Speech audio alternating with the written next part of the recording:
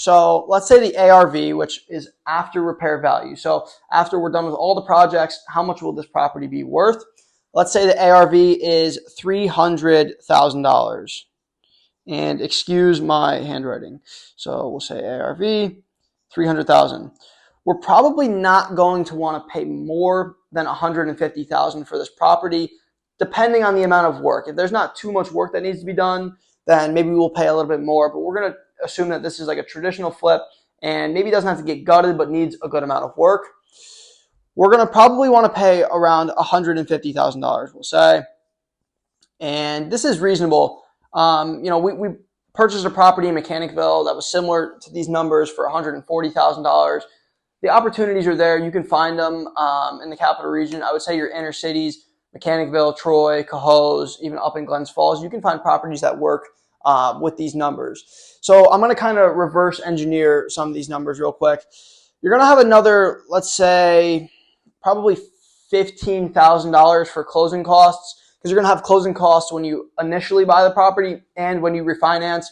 Typically, we're looking at right around 3 to 5%.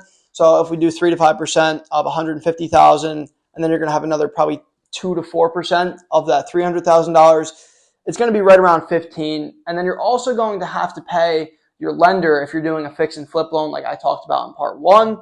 It's most likely going to be an interest-only loan. Typically, they're right around $1,200 a month for those interest-only loans. So let's say $15,000, let's say 4 months of the fix and flip. It's probably right around $20,000 you're going to have to take into consideration for fees for the project. So what we're going to do here is we're going to take this ARV.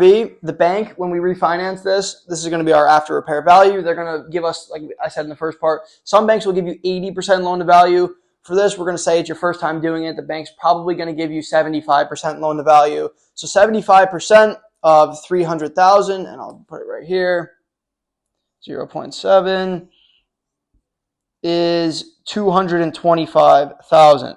So this means after everything's said and done, we're going to get $225,000 from the bank. We're going to have to pay the lender for the original purchase price, and we're going to have to pay this $20,000. So what we're going to have to do to find out how much we'll have available for rehab costs, and like I said, I'm kind of reverse engineering it. We're going to want to know these numbers before we go ahead and start our rehab, is going to be this number subtracted by these two.